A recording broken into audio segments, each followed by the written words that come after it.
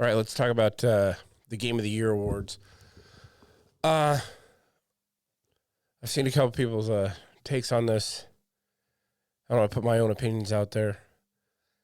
So these are the 2023 Game of the Year awards. So these are all the categories. I'm not going to talk much about pretty much from here on because I don't know a lot about content creators, esports, family games. I don't really know a lot about those. But anyway, let's get into this here. So these are the nominees for the Game of the Year. Now, it's kind of shitty that Hogwarts was kind of snubbed in this one. I know that game lost a lot of relevance, and there's a little bit of recency bias here in this. But like Super Mario Wonder being put up for Game of the Year. I mean, we all know who's going to win this one. This is Baldur's Gate, hands down, all the way. I can't really comment too much on Spider-Man. I didn't play it. Resident Evil 4 is supposed to be the gold standard for remakes, but it's also a remake. So having it up here for Game of the Year is a little bit, I don't know, maybe that's a hot take. I don't know. But that seems like you could have removed these two here and put put other games in there. You know, there's a few that come to mind. Maybe Hogwarts is one of them. Maybe Liza P definitely was a great game that could have been put up here. Maybe even Starfield, even though there's kind of mixed reviews on that.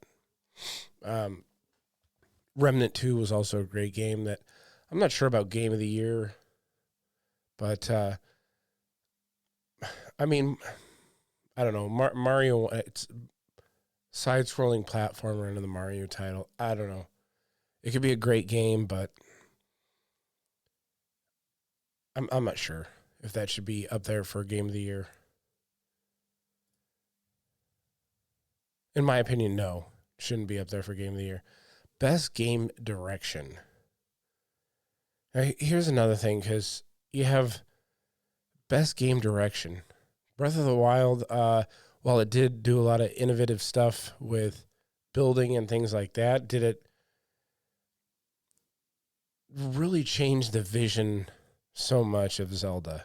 Basically, it's Breath of the Wild with building. Same with Mario Wonder. I don't know. So this is an award for the best outstanding and creative vision and innovation in a game direction and design. Like these two here, this seems like a lot of like industry bias having these two up here. And you see Mario Wonder for some reason with a lot of awards. And there's probably a lot of nostalgia that goes into that. But to have that up here, and then, like I said, even Breath of the Wild, there's quite a few more games out there, like your Liza P, that is a brand new game from a new studio who did outstanding creative vision and innovation in game direction and design. Nobody really did anything with like exploring the puppet aspect or the human hybrid aspect in that. Nobody even looked at like a tale like Pinocchio and said, hey, we can make a game out of this. A Souls-like game out of this. This one also probably will go to Baldur's Gate. Like I said, Spider-Man 2 being up here and Mario Wonder, I think they could have given it to more deserving games. Best narrative. I can't really speak on this. I'm not a narrative guy. They did put Final Fantasy in there. Here, Alan Wake. This is the third spot this is taken up. I didn't play Alan Wake, so I can't really comment on that. I'm just going to comment on more of the games that I have played in that.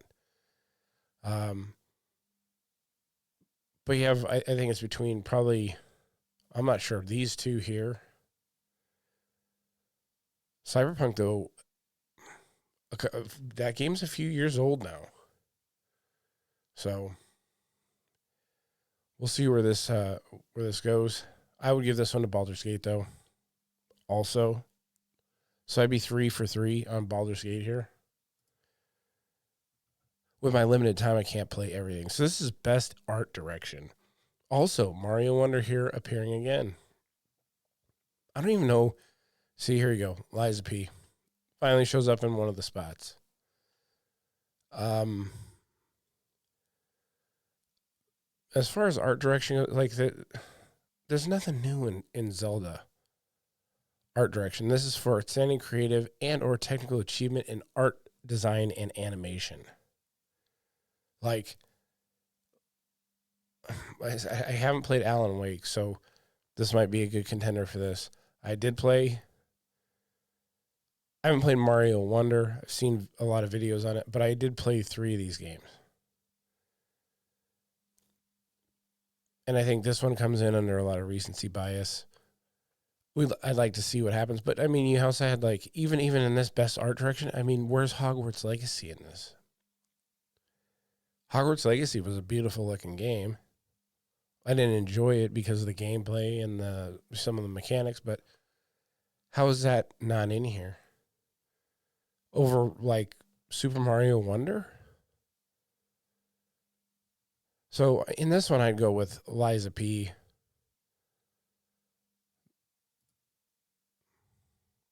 Best score in music. Final Fantasy's got a lot of good score. Hi-Fi Rush also has a lot of music that is involved and incorporates that music in with the gameplay. Zelda, nothing really stood out to me when I played that game. I think that the gameplay shines in here, so you don't. It's not. You're not paying as much attention to the music. Baldur's Gate. I didn't really notice a whole shit ton of the music in there, but so this one's probably between, one of these 3. I'm not sure about Alan Wake though either. So leave your comments below. Tell me your opinion on it. This is best audio design. Wait, let's go back to here. Oh no. View all categories. Where are we at? Best score. Okay. Best audio design. See, we have 2 remakes taking up this category. We have 2 remakes and 2 sequels taking up this category. And I think the audio design in Hi-Fi Rush is really well done. But I've seen a lot of people say, and this is one, I played Dead Space, but I've only played 2 games in this category.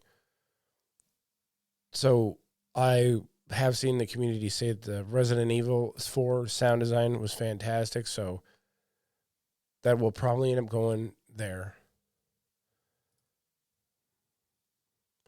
Best performance. Now, this guy from the Golden Joystick Awards, I think that's what it was. This guy already got it for, I can't remember the guy's name in the game. He's the elf, the elf thief rogue that you meet up in the beginning of the game, but he already won for that character. And you also have Cal Kestis up here too. What is that elf's name?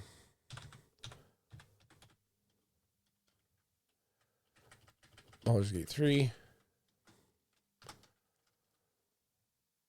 Let's see. Who's that guy? What?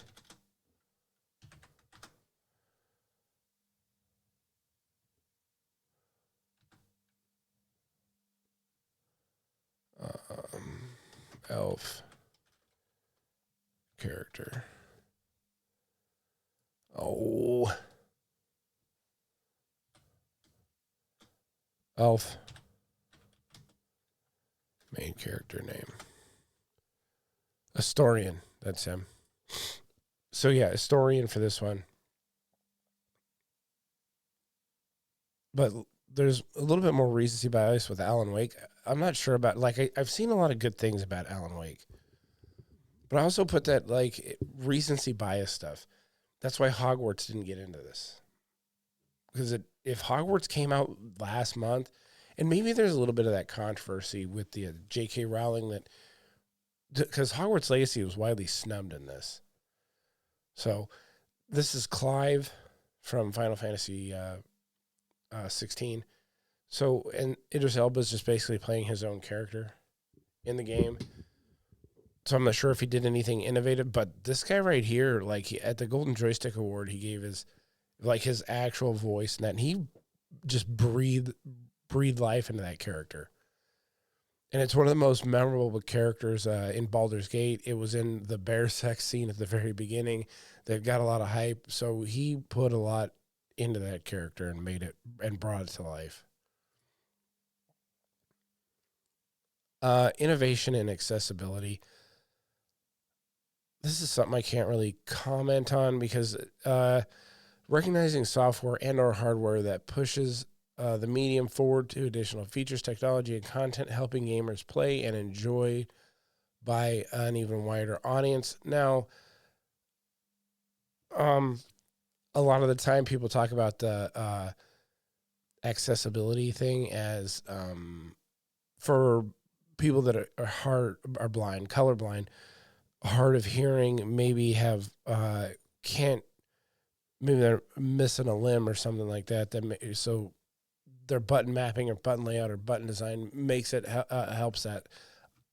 But what this really means is they make the game a lot of difficulty scaling modes generally.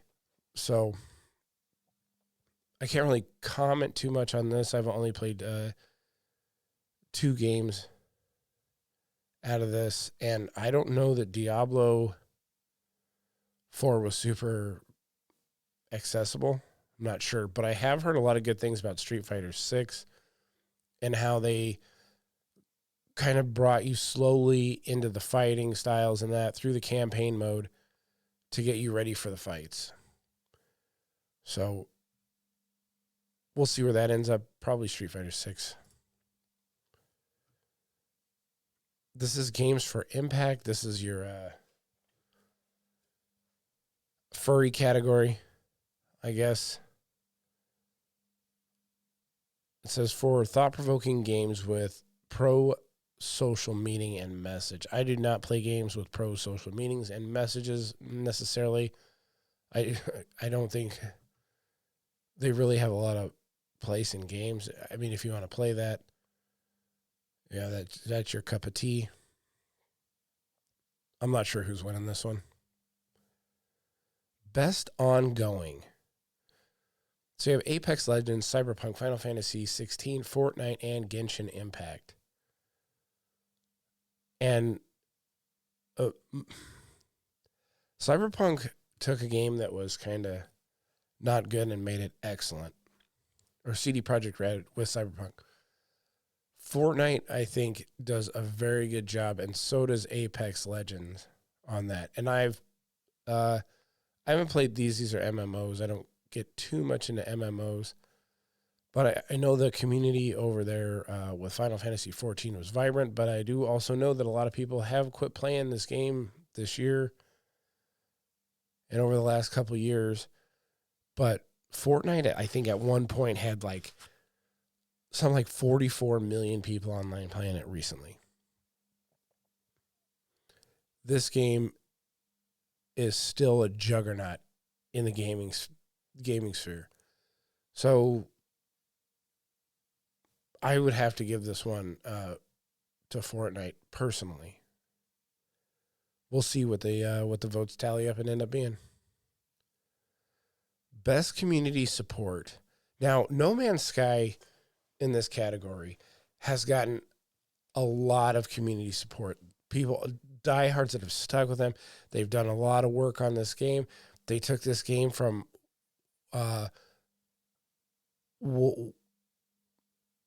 this guy was like kind of forced to put this game out early before he wanted to. It wasn't ready. I think his backers were pushing him to like really hype this game up, and when it came out, it wasn't what it was supposed to be.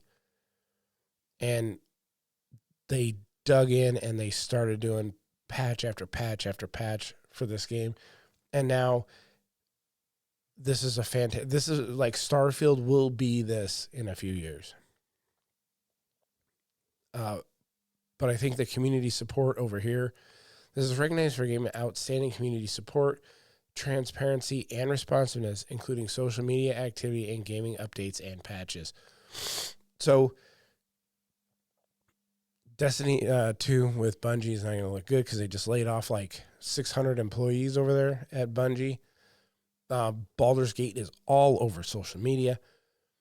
Cyberpunk with continuing updates, and also No Man's Sky. I would give this one to No Man's Sky. It's a smaller studio, not a AAA. They don't have the budget. They don't have the backing, but they dug in and they made this game great. Best independent game. I haven't played any of these. I've heard a lot about Dave the Diver. That it's pretty good. We're going to move on. Best debut indie game. Pizza Tower, I've heard a ton about. I haven't heard anything about any of these other ones. Viewfinder, I have heard. And supposedly this game is really good. But they said Pizza Tower. People have said Pizza Tower is a fantastic game. So we'll see where that goes. Best mobile game. I was a little upset. I mean, I'd have to check, but... And I don't know if it falls under that, but let's look at this real quick. Because I was a little upset Vampire Survivors wasn't in there. When did that come out? Did that come out last year? Rating 10 out of 10. Let's see. Oh, wow. Okay. Well, I was way off. I thought this game came out this year. That explains why it's not in this year's category. Honkai Star Rail is supposed to be a lot of player base. So I don't know too much about this. I'm not a big mobile gamer. Best AR or VR? I've heard a lot of good things about Resident Evil. And I've seen a lot of gameplay about Horizon. I think it looks a little funky, wonky to play. Probably Resident Evil, though. Best action game. Now we finally get to, like, some of these. You know, we got Hi-Fi Rush in here. Armored Core finally getting a nod. I played 3. I played Armored Core, Hi-Fi Rush, and Remnant. I didn't play Dead Island. Dead Island looked kind of goofy, and Ghost Runner looked really cool. But I mean the action in Remnant 2 and Armored Core are really good, really tight, really well done. Just for my money, because I out of these two, I would have given it to Remnant 2. I enjoyed that game way more than Armored Core Fires Rubicon. But that's just me. I'm not sure who's going to win this category. But I'd like to see Armored Core Remnant 2 win that one. Best Action Adventure. So I'd like to see Star Wars Jedi was pretty big. It did debut to kind of some bugginess. Alan Wake doesn't seem like an action adventure to me. It more like it seems like survival horror. Same with Resident Evil 4 a little bit. But Spider-Man 2 has got to take some awards home. It's in a lot of big categories with some juggernauts in the industry. This one might go to Spider-Man 2. But I'd like to see it go to Jedi. Give them a little love. I'm not sure, though. Best RPG. This is probably going to Baldur's Gate. And Starfield finally making its first appearance for the game of the year. I mean, I played 3 of these. I haven't played a lot of Starfield. And Sea of Stars, they say this is a tough category right here. It's probably going to go to Baldur's Gate, though, honestly. I'd like to see it go to Liza P, but I think Liza P would have been better in the action adventure game category. No, it does have a lot of RPG elements. I think it would be better suited in that action category. Best fighting game? I don't play a lot of fighting game, but it's probably between these two right here. Mortal Kombat 1 and Street Fighter 6. Both storied franchises with new entries. I haven't played God of Rock. I don't know what that is. Best family game. For the best gaming appropriate to play for families. See, now, Mario Wonder, I can see being in this category for sure. Game of the year, that's a tall order for Super Mario Brothers. Wonder. But I don't play any of these games. I heard this is really good, Sonic Superstars. Best sim or strategy game. I haven't played any of these either, but I've heard that City Skylines 2 is very well done.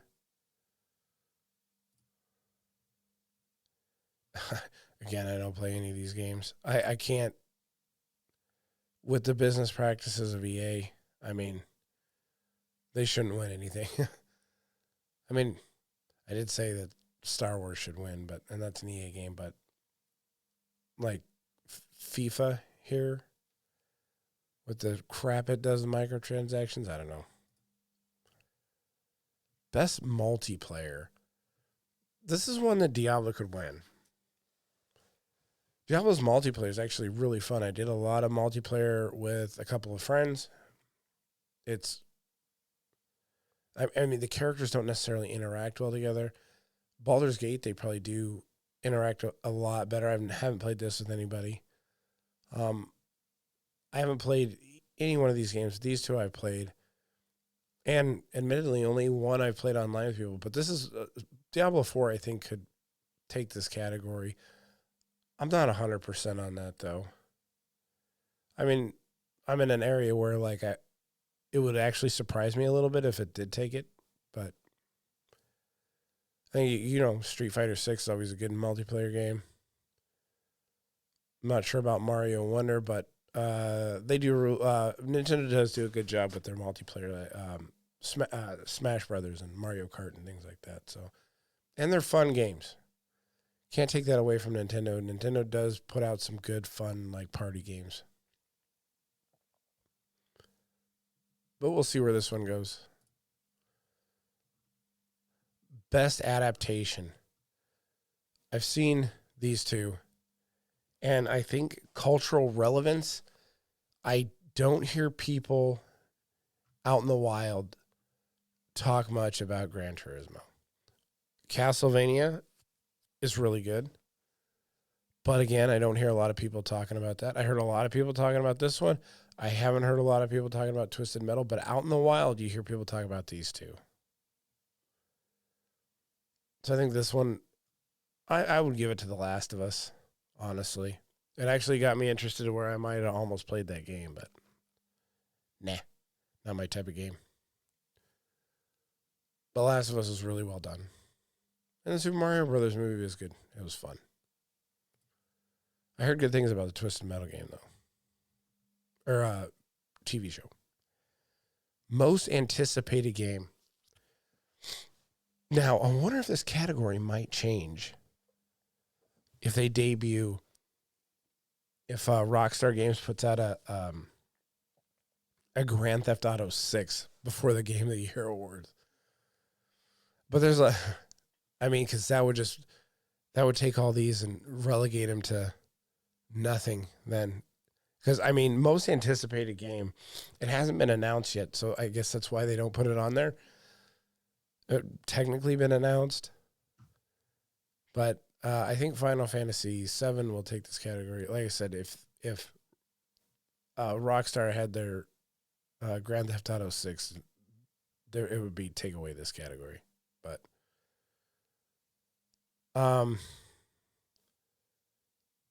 I don't see a lot of hype for this game. Star Wars Outlaw maybe a little bit. Hades 2, people love that game, but it is a smaller indie developer kind of niche market game.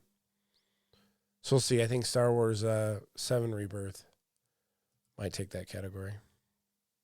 Content creator for the year. The only one I know here is Cypher.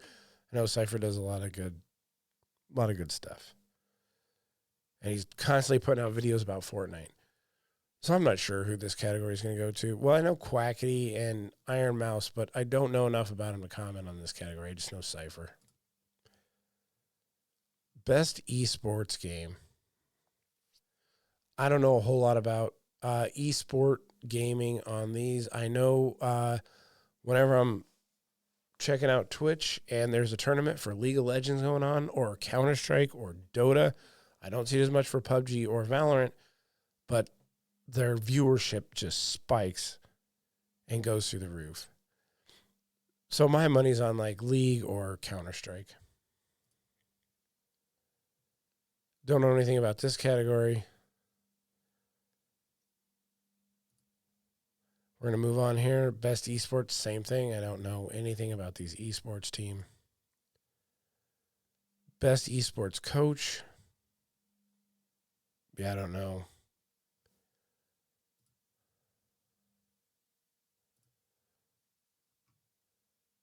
League of Legends. Oh, wait, this is the best esports event. I don't know anything about these either. Didn't watch any of them. But that's the end of the Game of the Year awards. That's my 2 cents. I think realistically, just Baldur's Gate's probably gonna every category they're in. I think they're gonna win. I mean, they might give a nod to something else in some of those categories, but I think if you go back and look at some of this stuff, there is a lot of like I said, there was a lot of good games that came out this year. And I would have liked to see some other, like I said, this is a remake. And whether it was really well done or not, still a remake. This game has been out before. They just brought it forward, updated some of the movement, and made it look pretty. I'm not sure if it should be in here. But, I mean, it is what it is. Same thing with, like, Spider-Man 2 is kind of already out of the ethos.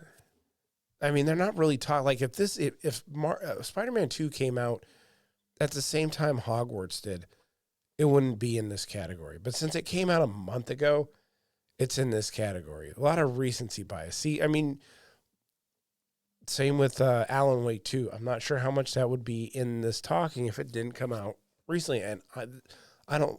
What are we all just going to get games? Well, I mean, games are going to release when they release. And if they're good games, they'll stay in and they'll stand the test of time and be in the Game of the Year. But I think, honestly, out of this category, the only two that really hold up and aren't in here because they were released, I mean, Resident Evil 4, but realistically, Baldur's Gate 3 and Legend of Zelda Tears of the Kingdom. Baldur's Gate 3 came out, when was it? I think it was right around the time Diablo. So you're talking June, and Tears of the Kingdom came out in May. April, May. Somewhere in there.